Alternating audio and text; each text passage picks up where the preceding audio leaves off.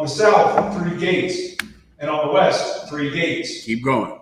And the wall of the city had 12 foundations. Mm-hmm. And in them, the names of the 12 apostles of the Lamb. Here we go. 12 foundation is like this big stone that the city is sitting on. 12 foundations means it's solid, brother. A storm is not going to knock this off. You know, some hurricane is not going to topple this city. It's not going to be, if you're from New Orleans, think about what comfort this would have given you to know that your new city is not built below sea level with a weak levee that's going to come down and kill your grandmother and kill your children. That's what happened during Hurricane Katrina. I believe the anniversary of Hurricane Katrina was a few days ago.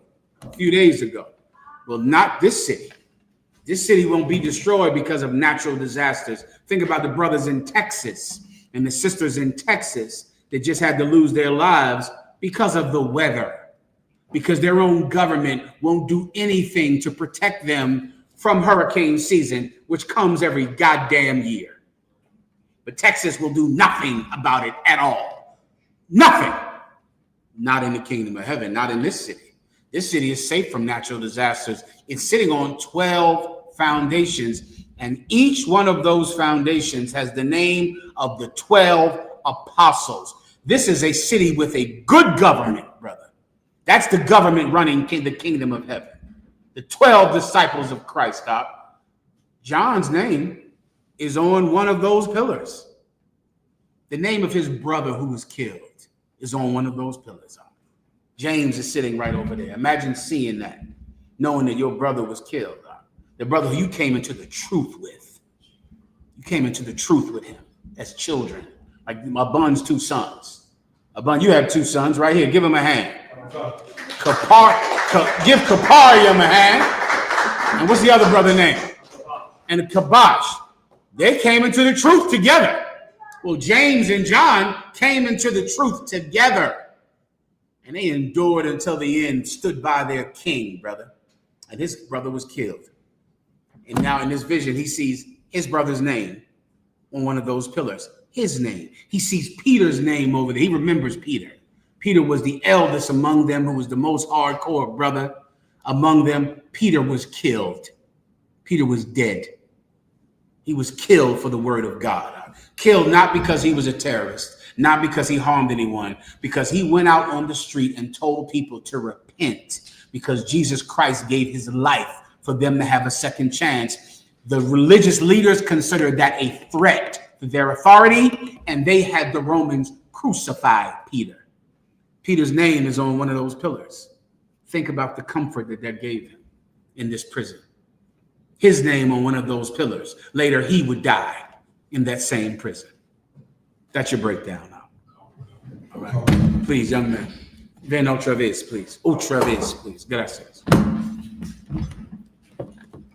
Would this go along with Ephesians 2:20? Let's hear it, warrior. And are built upon the foundation of the apostles and the prophets, Jesus Christ himself being the chief cornerstone. Absolutely, this is a foundation. That's why he's seeing it. Absolutely. He's seeing it because these names are on this foundation symbolically to tell you who the city is built on. This city is built on those 12 brothers, 11 of them who were disciples when he walked the earth. Another one, Mattathias, who rose up to the position after Judas betrayed us. And their names are on these pillars, on these foundations, because the city is built on what they taught, built on what they believed, built on what they learned from their king. And it's glorious in my sight. Glorious in my sight. All right, come on up. Let me get one more last one from Mahayaman, please. I just had please go ahead. I had one quick question about the cornerstone. Mm-hmm. You explained this a couple years ago for me. I kind of forgot.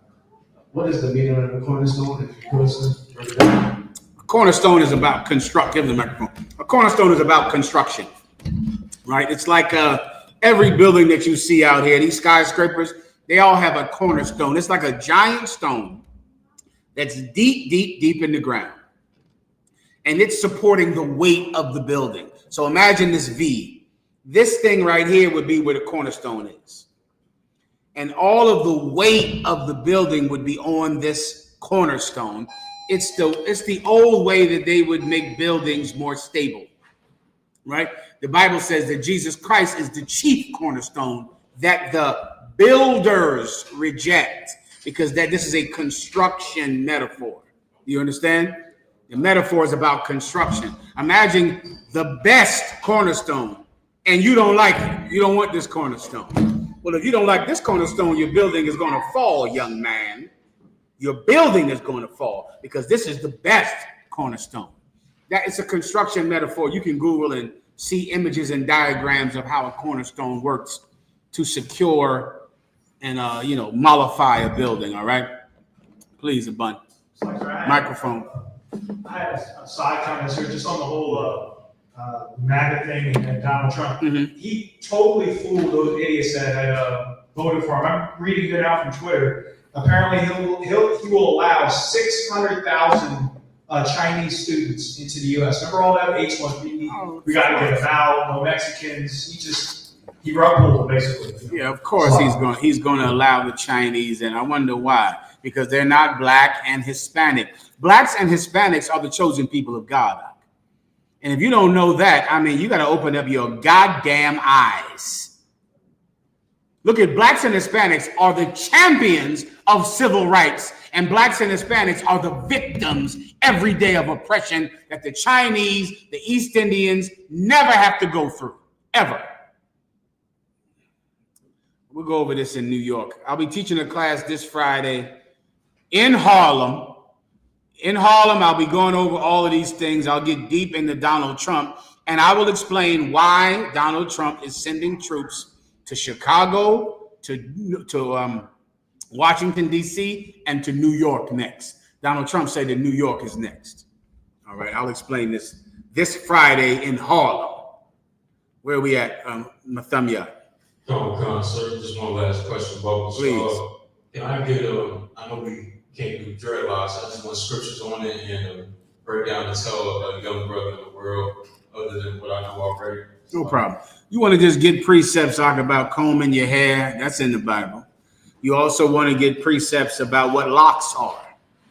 Dreadlocks are not locks. The reason that dreadlocks are not permitted they're not a permitted hairstyle is because it's a religious custom. That's the reason. Prohibido. Dreadlocks es prohibido because it is a religious custom. It is not a hairstyle simply. It's a religious custom. It's the same reason we can't bald our head or get shape-ups, because it's not a hairstyle. It's a religious practice. It was the religious practice of the Egyptians. The reason that we cannot bald our heads, which you know about, correct? The reason we can't get shape-ups is because the Egyptians considered that to be their religious headwear, meaning to be totally bald and hairless. Shave their face, shave everything. So the Most High prohibited us from having that hairstyle. Dreadlocks are a religious custom of the East Indians. You really just have to look up dreadlocks and the history of it. That's all you got to do. You look up dreadlocks and you look up the goddess Shiva or Shiva. The whole world was, I don't know if you knew this, but the whole world was created because of dreadlocks. Ask the East Indians. The goddess Shiva spun out. She had her dreadlocks all twisted up in a big old knot. Then she untied them and let them go loose. And they went out and spread out and created all of civilization and heaven and the earth. That's what dreadlocks are. That's where they come from. That's why they exist, because Shiva had them. Why did East Indians have them? Because they're a filthy, dirty people who don't comb their hair or wash. And they turned their custom of not washing into a religion, which is powerful. Like, imagine you just walk around musty. I thought musty was a fake Negro word until recently. Do you know musty is a real word? Y'all knew that? Listen, for years, I thought that musty was a black way of saying musky. And I would never say the word musty because I said, that's not even a goddamn word. That's some nigga word. Musty? I'm not saying that word. I'm General Mahayaman. I'm too arrogant to do most things in life. Come to find out I'm wrong as usual. Musty is a real word. Get the tribe of Judah here. You pioneered. You know about musty. Musty is a word. Well, the East Indians are the pioneers of being musty. They're fighting the Africans neck and neck for who's going to be the mustiest. They don't wash. Am I making this up? Is this tough talk? Shit, I can pull it up on the screen. If I had a second, I could do that. You can do it on your phones, brother, and show. Look at the gurus and the religious people. Like the man that held his hand up like this for 12 years. He had dreadlocks down to the floor. Don't wash, eat dead bodies. Am I making this up? No. Cannibalism is so common among the other nations, especially white people. White people are the biggest cannibals ever. They ate Nat Turner. Don't ever forget that. They ate him. They ate him. They eat dead flesh, roll around in it, and never wash. And so because of that, their hair grows and it knots all up. It gets matty simply from lack of maintenance, from not washing. They made that a religion. We do it. Black people do it for religion. You understand? We on purpose stop washing our hair, stop combing it so that it can mat up like the East Indians' hair. Who pioneered it? The West Indians in Jamaica. It got super popular after Bob Marley. Bob Marley became the hippie hero of all white people. White people loved Bob Marley because he had long hair. This was during the 60s where the hippies had long hair and he had long matted dreadlocks. It was amazing to white people. And he became the biggest superstar in the world, Bob Marley. And then, of course, that made Rastafarianism so popular. Because of Rastafarianism and Bob Marley, black people began to get dreadlocks. It's a religious headwear. It's a religious way to do your hair. And we can't worship strange gods or have any religions at all. You understand? You can just Google the things I just brought out just now. Well, no problem. Comb your hair up. Put a comb in that goddamn head. Comb it. Put some oil on your skin. Wear Captain Jazariak's oil. Wash. How about that? That ain't played out, is it? Is that only for the young brothers? Wash yourself. Comb your beard. Put some oil in it. Get your hair braided up. Get your hair braided. Let it lay down all slick. Oh, my God. If I can get one more hair braid, I don't know what I'd do. I don't know what I'd do to get a hair braid right now. You got some hair. Get it braid. Lay back like this shit in the chair like this. Let them wash it and braid it. Grease it. What y'all putting in there now? Y'all still using the horsetail? Y'all don't even know what I'm talking about. Bro, there was some shit called horsetail shampoo. Y'all putting the tea tree oil in there. Y'all don't know what I'm talking about. Young man, go ahead. Go ahead. You mean mane and tail? Say again? Mane and tail? Give him a hand. This man knows what he's talking about. Mane and tail. Mane and tail, the tea tree oil. She dipping the ends of it. She washing. My God.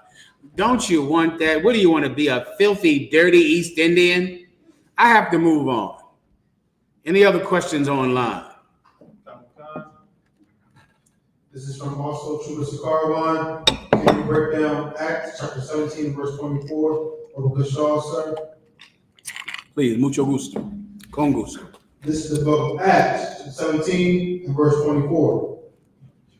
God that made the world and all things therein, seeing that he is Lord of heaven and earth, dwelleth not in temples made with hands. Yeah, forget about that. Listen, this is the Bible cutting the Sadducee and Pharisee that believed that God was living inside of the temple in Jerusalem.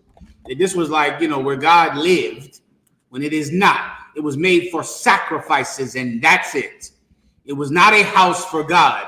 Now you have the Catholic Church, then the Protestant Church, who believes that some building is a house of God.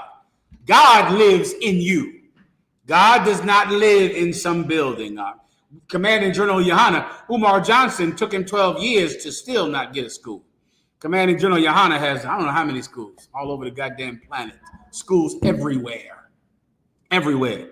None of them are houses for God. They're houses for the people of God. People need houses. People need roofs over their head. People need food and water and shelter. Not God. Not God. These schools are built for brothers and sisters to come together in. God lives in you. That distinction is extremely important because without it, you will honor the building. It will be beautiful and tall and wonderful, and you'll hire the masons to come and build you a cathedral.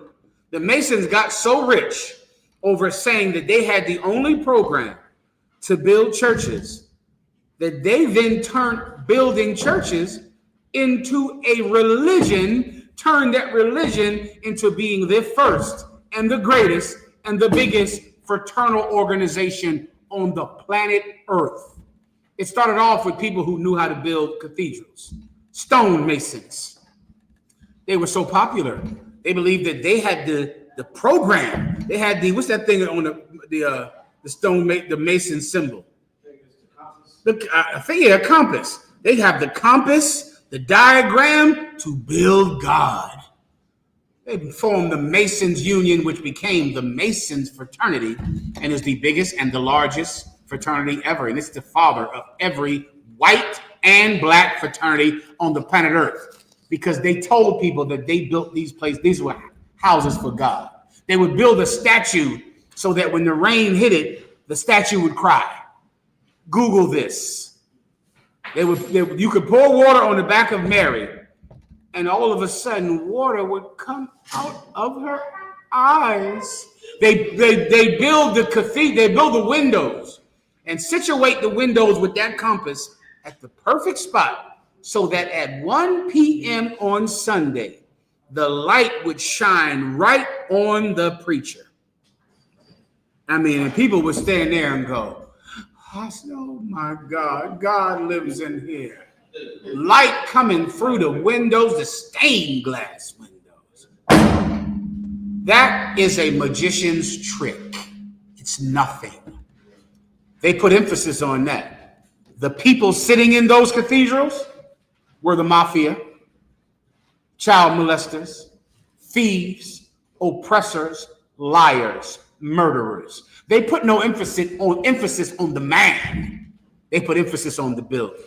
In the Israelite school of U.P.K, we put emphasis on the man, on the person you are, because that's where God actually lives.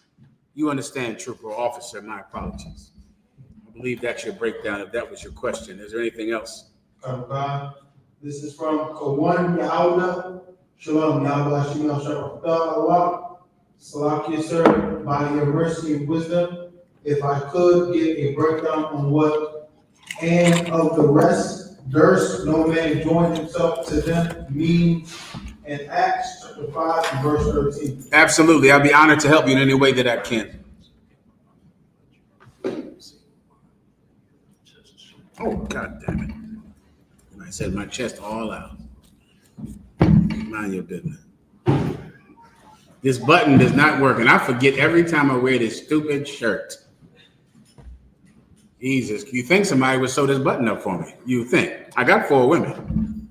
You would think one of them brothers, one of them sisters would come out there and sew up this goddamn button on this shirt. The water, Captain Ahmad, give him a hand. Captain Ahmad don't want me naked online. Anyway, let's go ahead. Next, let me know if it comes open again. There's something wrong with this goddamn button. Go ahead, What was the question? This is to go back in Acts chapter 5 verse 13, sir. Please. You want to know what the "and of the rest durst no man join himself" means? Go ahead and read it, please. Okay. This is the book of Acts chapter 5 verse 13. "And of the rest durst no man join himself to them." You better go up 1 verse above it, please. Okay. Verse 12. "And by the hands of the apostles were many signs and wonders wrought among the people. And they were all with one accord in Solomon's porch." Okay. I think I'm missing the context. Where are we at again? Acts the 5 and verse, his question in verse 13, we are at verse 12. His question at read verse 11. Okay. This is the book of Acts, the 5th 1 second. verse. You got it up. Verse 9. Verse 9, go ahead. This is the book of Acts, the 5th verse 9. Then Peter said unto her, how is it that ye have agreed together to tempt the Spirit of the Lord? Go ahead. Behold, the feet of them which have buried thy husband are at the Okay, door. now I'm caught up with where we are. Now take me to the question now. Okay. This is the book of Acts, we found verse 13. And of the rest, durst no man join himself to them, but the people magnified them. I need a little more. I'm missing something. Read one verse above it. Okay. Verse 12. And by the hands of the apostles were many signs and wonders wrought among the Okay, I people. think I caught it. Okay, I got it. Salakia. Okay, does everybody know about this incident that happened? This was a man and a woman. This was during the time when there was great poverty in Israel. And because of it, the people in the truth decided, whoever had owned homes, that they were going to sell their home and give the proceeds of that home to Peter so that he could give out the money to the poor so that no one would be poor. So in essence, the rich decided that they would give up their property so that there wouldn't be any poor people. Some people would call that communism or socialism, all right? Socialism in this world does not work, or communism, it does not work, or capitalism, it does not work, because there are evil men in charge of every form of government. Evil men are the reason that no form of government works. None. The Russians are communists, yet they have oligarchs and rich men like Vladimir Putin who oppress the poor and who gobble money to themselves, even though they're communists. Right? America is capitalist, but the minute that you start out to try to invest and get involved in capitalism, rich men will crush you and destroy you and not allow you to be a capitalist. Right? Socialism is another thing that should work, but the men who are in charge of it are corrupt, and they will never allow anything to profit the poor. But this is how we would have our financial government work in Israel. Rich people give up their homes. So now there are no billionaires, but there could be thousands of millionaires. Think about how many billionaires are in America. Someone looked that up. And you tell me how many people could be millionaires if a billionaire said, I'm not going to be a billionaire anymore. I'll just be a millionaire. That's it. I'll just try to suffer through having $1 million. Go ahead, Abun. According to AI, it says that there are 902. The United States had an estimated 902 billionaires in 2025. You've got to be joking. That cannot be true. That is ridiculous. You know, today is the first day of school in Philadelphia. The first day of school. And today they cut off about 34 buses that take children to school in the city you're living in right now, in Philadelphia. And they did it on the first day of school. on the first day of school. You can look this up in your phones. SEPTA cut off like 30 bus routes. So now children can't get to school. And the brother asked me earlier, why would they do this? You might want to use your logic. They did it so that children can get to school. That's why they did it. Or else I don't know why you would do it on the first day of school and cut off the way that kids get to school. You don't want kids to go to school. You don't want kids to get an education. You don't want to have to hire them and then say they're DEI hires. You don't want to have to do it. I'm getting ahead of myself. I'll go over this Friday in Harlem. I'll explain the entire thing. Come on, Abun, microphone. I have a problem. One thing to add on that, sir. I punched in AI at the top, like 1% or top 5% gave 10% of their income to Johnson Law in the Bible. And what would they be able to solve? Would they be able to solve world hunger? They said if the top 3 or 5% gave 10% of their yearly income, they would solve world hunger many times over. World hunger many times over. If 5% of them gave up 10%. Well, in Israel, this is what we did under Peter. when Peter was in charge. Rich men just said, listen, I got a big old house. I'm going to sell it, get a smaller house. That's it. I'll get a smaller house. Now there will be no homeless because I did this. People did this. There were two people, a man and his wife, who lied, who said they did it, but did not do it. They sold their house and kept back part of the money. Then they went to Peter and lied about it. And then the Lord killed them dead in front of Peter's feet. That's the story we're reading about right now. Okay, now read the question again, please. Ben otra vez, please. Sorry, sir, by your mercy and wisdom, I can get a breakdown of what, and of the rest, durst no man join himself to them mean.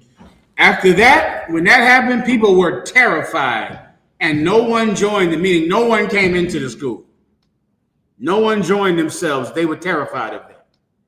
No one came in. No one came into the truth.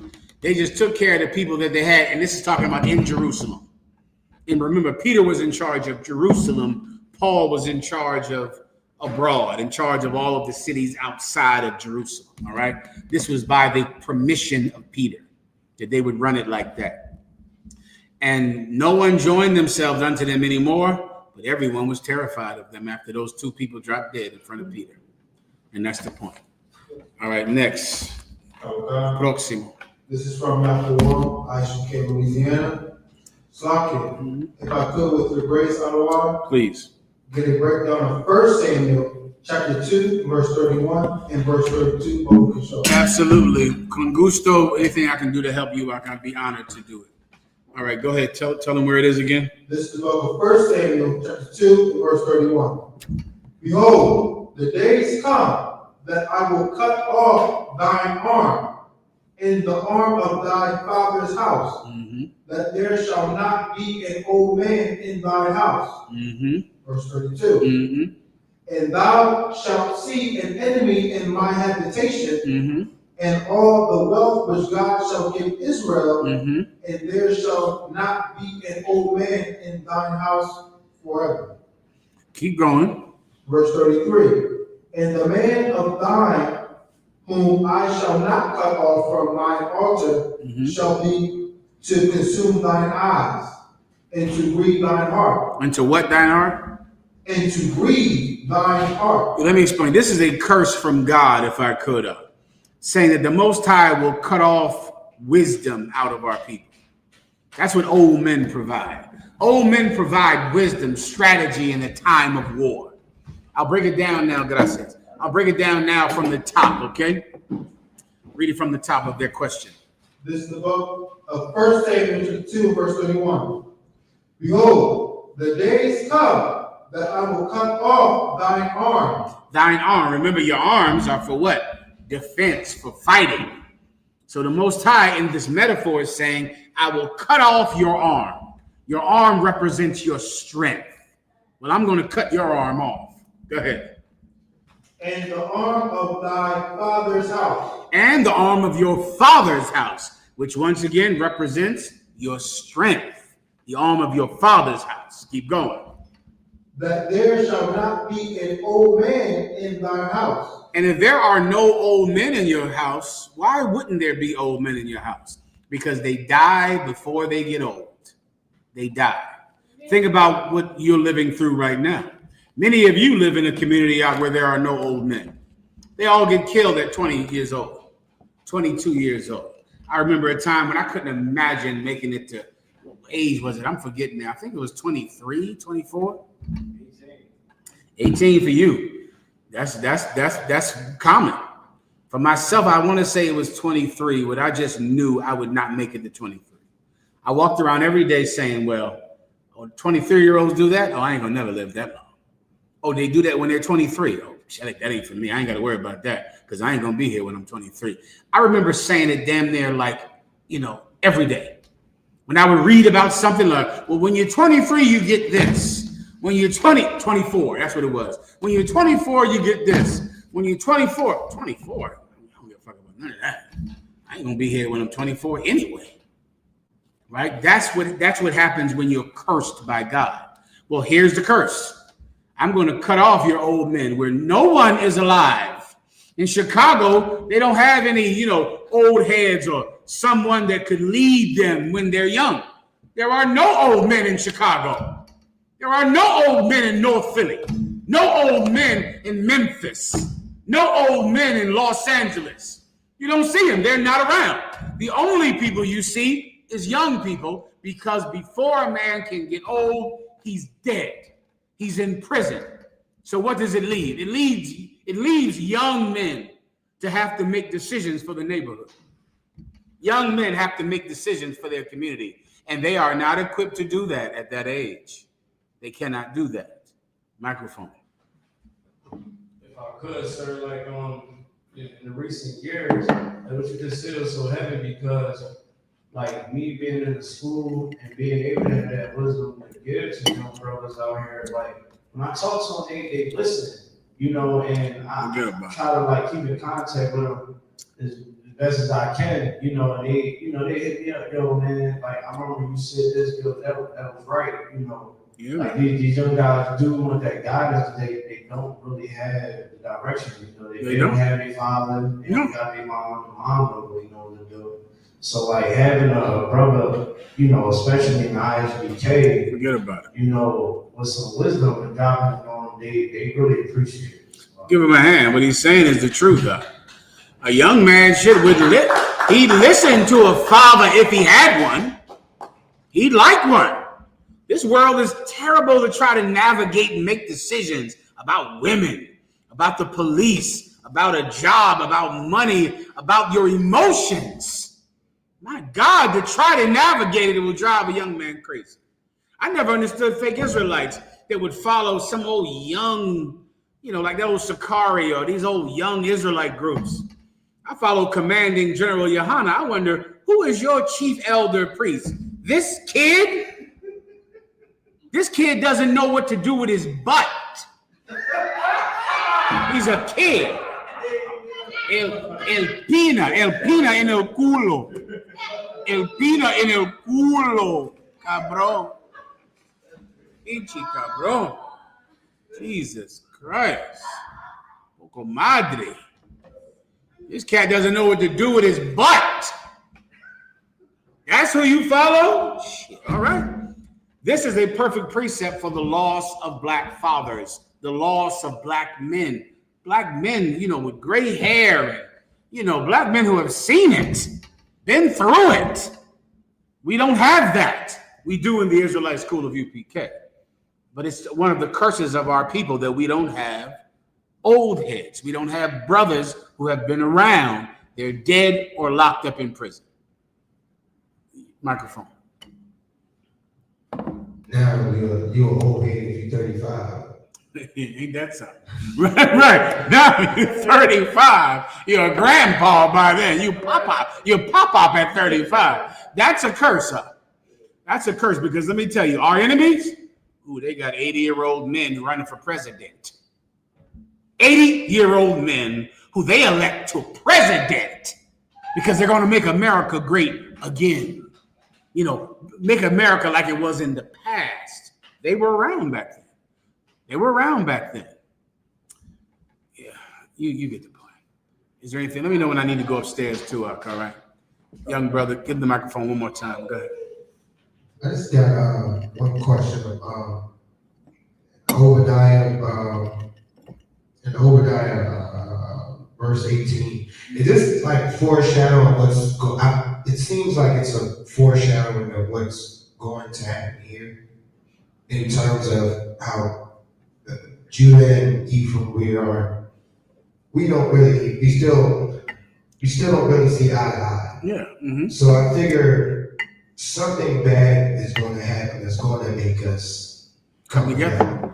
Please read it. I wonder if this is the same. So book of Obadiah, verse 18. And the house of Jacob shall be a fire, and the house of Joseph a flame, and the house of Esau a stubble. And they shall kindle in them and devour them. And there shall not be any remaining in the house of Esau, for the Lord has spoken.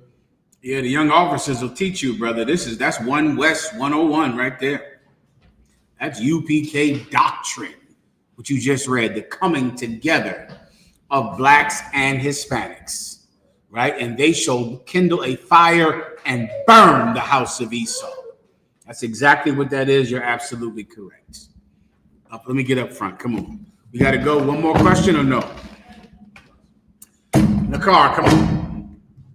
It's a lot, yes, sir. I definitely want to say, with recent events happening with our Hispanic brothers in ICE, those situations, I want to give a shout out to the West Coast. Get the West Coast a hand, California. Get them a hand, Captain Goodall, Captain Cromwell. Go ahead, what you want to say? Officer Natazar, he's done an amazing job reaching out, being a Judite, reaching out to the Hispanic people. Like, I look at them comments, them videos hitting millions of views, and all he's doing is talking to Hispanics, and there's so many Hispanics that he's waking up with the truth. Like, hold on. You know, I never heard of a black person talk like this. Go ahead. And dang, you really rocking, but it's okay. You dropping jewels on this. Hey, yo, hold on. Maybe we should revisit how black people is our brothers. So I just want to give a shout out to him. Man, well said. Being dicho. Well said. Who is his name? Officer Natazar. Officer Natazar. He's out of Southern California? Sacramento, was it? That's Southern California? That's Northern California. Officer Natazab out of Northern California under Captain Cornwall. Go check out his videos, man. He's doing an excellent job. Well done, good job. With that said, what's your name in the back? We're going to pass the class over to Police Officer Quartazar. You got it.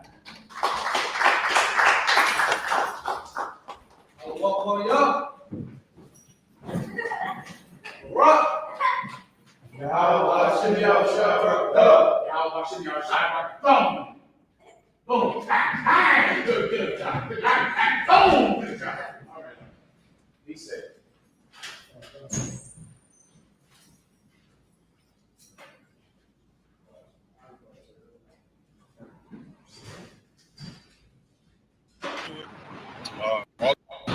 So this is where we're gonna be at, man. So look forward to it. August 31st.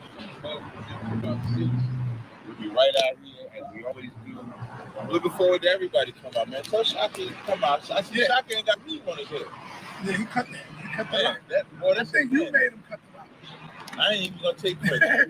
But tell Shaka come on out here and get a burger, man. It'll be all right, man. Everybody should come out, man. So let's find a spot where we can sit down. Right on the bench, right there. All right, let's go. Hey, let's go to the bench. All right.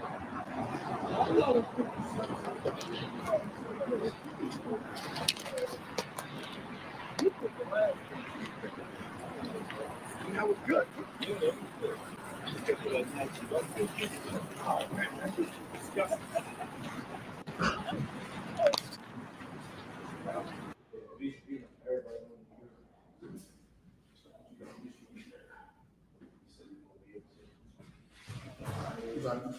All right.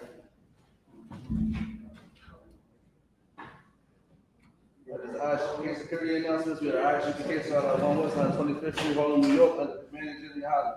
Group for new brother and sister. When a new brother and sister come into the school, they are excluded only. They are here to shed themselves in the world. They need transportation, the teachers will arrange. After 6 months, if a brother or sister has an interest in a particular person, he or she must be permitted to head to speak to a brother or sister. There's another 6 months in which the brother and sister will court each other. After this 6 month period, the brother and sister will get permission from the head to marry. Tithes, which is a commandment. Numbers chapter 18, verse 21. Malachi chapter 3, verse 8 to 10 is 10 for the Hebrew, my I.S.U.P.K. 10% of every penny of any increase the Lord gives you. Get the treasury department.